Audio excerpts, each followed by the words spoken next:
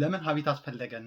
ለምን ሀቢታችን ላይ መስራት ከቻል ላይፋችን መቀየር እንችላለን። ላይፋችንን መቀየር ያልቻልነው ሀቢታችን ላይ ስላልሰራን ነው። ወይም የድሮ ልማዳችንን ይዘን በድሮ አካሄዳችን ስለምንሄድ ተመሳሳይ ነገር ይሆንብናል። ምንም የተለየ ነገር አናገኝም። የተለየ ነገር ማግኘት ከፈለግን የተለየ ነገር ማድረግ ይኖርብናል። የተለየ ሀቢት ሊኖረን ይገባል። በፊቱ አካሄዳችን እየሄድን የተለየ ነገር መጠበቅ ማለት በጣም ሃርድ የሚሆነው ጥሩ የሆነ ሲስተም ከሌለን፣ ጥሩ የሆነ ሀቢት ከሌለን ነገሮችን ለመቀየር በጣም አስቸጋሪ ነው የሚሆንብን። ስራችን ላይ ጠንክረን እየሰራን በቃ ምንም ጎል ልናስቀምጥ እንችላለን፣ ግን ዘሴም ሆኖ ነው የምናየው። ቱዴይ በቃ 5 ህይወት ቀያሪ ልማዶችን ነግራችኋለሁ። አንደኛ ዌክ አፕ ኤርሊ ኢን ዘ ሞርኒንግ ወይም በጠዋት መነሳት። በጠዋት መነሳት በጣም ጥሩ የሆነ ሀቢት ነው። ጠዋት ስንነሳ ፎከስድ ሆነን መስራት እንችላለን። ዊ ሃቭ ኤክስትራ ታይም ይኖረናል። ሌት ሆነን ተነስተን የተዋከብን ምናምን ነገር ስራ ከምንገባ አርሊ ቀደም ብለን ተነስተን ቀናችንን ማኔጅ ማድረግ እንችላለን። we can plan our days ቀናችን ፕላን ማድረግ እንችላለን። የሆነ ነገር መስራት እንችላለን። ዛሬ በጣም ነፍ ሪሶርስ ነው ያለው።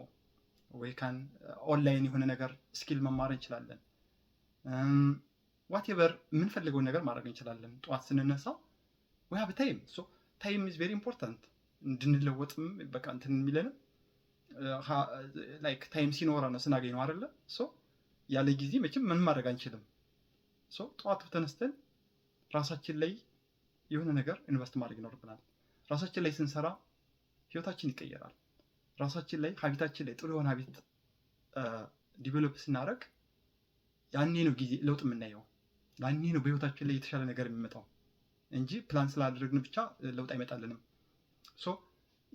ኤቭሪቲንግ በቃ እንፈልጋለን፣ እንመኛለን፣ ግን ነገሮች ሁሉ በቃ ተመሳሳይ የሆነ ሄደብን የተለየ ሀቢት ወይም ጥሩ የሆነ ሀቢት ስለሌለን ነው። ሌላኛው ኤክሰርሳይዝ ነው። ኤክሰርሳይዝ በጣም ፓወርፉል የሆነ ሀቢት ነው። በዴሊ በቃ በህይወታችን መቅረት የሌለበት ነገር ቢኖር ኤክሰርሳይዝ ነው። ኤክሰርሳይዝ ስናደርግ በጣም ጥሩ የሆነ ኤነርጂ ይኖረናል። ጥሩ የሆነ ሙድ እንዲኖረን ያደርገናል። በጣም ብዙ ነገር ነው የሚያደርገልን። ብዙ ነገር ፊል ኮንፊደንት ኤክሰርሳይዝ ሰርተን ስለወጣ በጣም ፊል ኮንፊደንት ይሰማናል። ለጤናችን በጣም ብዙ አለው። ለአእምሯችን ለሜንታል ክላሪቲያችን ራሱ ኤክሰርሳይዝ ቬሪ ኢምፖርታንት። በጠዋቱ ተነስተን ኤክሰርሳይዝ ማድረግ፣ ራሳችን ማለማመድ። አንዴ በጣም ከባድ የሆነ በጣም የበዛ ኤክሰርሳይዝ ማድረግ አያስፈልግም። መደበኛ የሆነ 15 ደቂቃ ዛሬ ከሰራን ነገ ደግሞ 30 ደቂቃ እያደረግን እንትን ማድረግ። አንዴ በጣም አለማብዛት ስንጀምር ኤክሰርሳይሱን አለማብዛት፣ እሱ በጣም ኢምፖርታንት ነው። ለእኔ የጠቀመኝ ብዙ ጊዜ ስፖርት መስራት አለብኝ ልና እወጣለሁ። ከዛ በጣም 40 ደቂቃ ከዛም በላይ እንትንልና ይደከመኛል። ከዛ ኔክስት ዴይ በቃ ተኛለሁ ማለት ነው። ስታርት ስሞል፣ በትንሹ ጀምራችሁ ራሳችሁን ኤክሰርሳይዝ ማለማመድ በጣም ጥሩ የሆነ ሀቢት ነው። ሌላኛ መጽሐፍ ማንበብ። መጽሐፍ ማንበብ እጅግ በጣም ጠቃሚ የሆነ ሀቢት ነው። ቢኮዝ በህይወታችን ስናነብ ነው የምናውቀው። ስናገላብጥ፣ ስናዳምጥ ነው የሆነ ነገር የምናገኘው። ራሳችን ላይ መስራት ያስፈልጋል። ራሳችን ላይ ኢንቨስት ማድረግ ያስፈልጋል። should be ሳይኮሎጂ መጽሐፎችን ማንበብ ሊሆን ይችላል። ፐርሰናል ዲቨሎፕመንት፣ በጣም ቢዝነስ መጽሐፎች አሉ፣ ሂስትሪ መጽሐፎች አሉ። should be 15 ሚኒት 30 ሚኒት ራሳችን ማለማመድ። ኤቭሪቲንግ በትንሹ ራሳችን ማለማመድ ይኖርብናል። ለምሳሌ ምንም ትተነው ቆይተን ምንም ልምድ የሌለን አንድ ቀን 2 ሰዓት እናንብብ ብንል እያዛጋሽ አይለንም። በትንሹ ጀምረን በትንሹ ራሳችንን በደንብ አድርገን ማለማመድና ከዛ በኋላ ሀቢት ሉክ። አሁን ብዙ ሰዎችን ታያላችሁ በየመንገዱ፣ በየባሱ ላይ፣ በየሜትሮ ስቴሽኑ ላይ የምታዩት ኢቭን መጽሐፍ ካልያዙ ኒውስ እያነባሉ፣ ጋዜጣውን ያነባሉ፣ ምናምን ያገለብጣሉ። ሀቢት ልማዳቸው ሆኖባቸው እኮ ነው። ሌላ እኮ አይደለም ሚስጥሩ። መጽሐፍ ማንበብ በጣም ብዙ የሆነ ነገር ነው። በጣም ብዙ የሆነ ጥቅም አለው። ራሳችን ላይ መስራት ይኖርብናል።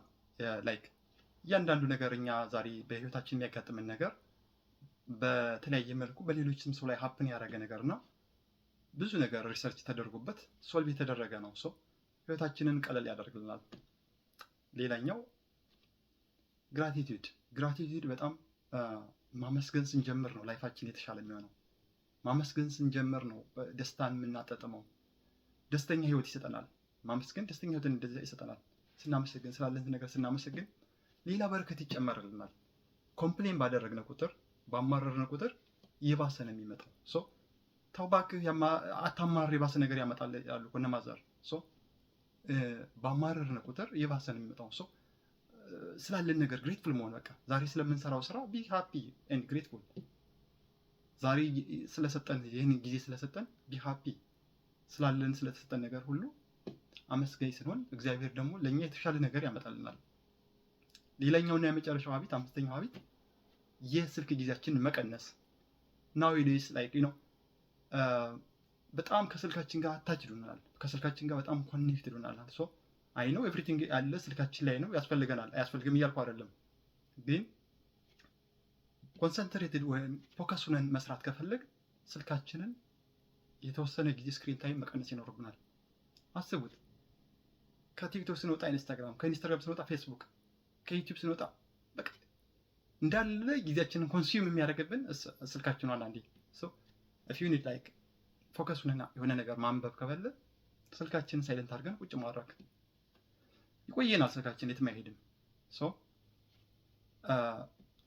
እና ደግሞ ሌላኛው እኔ የጠቀመኝ ነገር ስልካችን በኪሳችን ይዘን ወይም ከጎናችን አስቀምጠን መቆጣጠር አንችልም።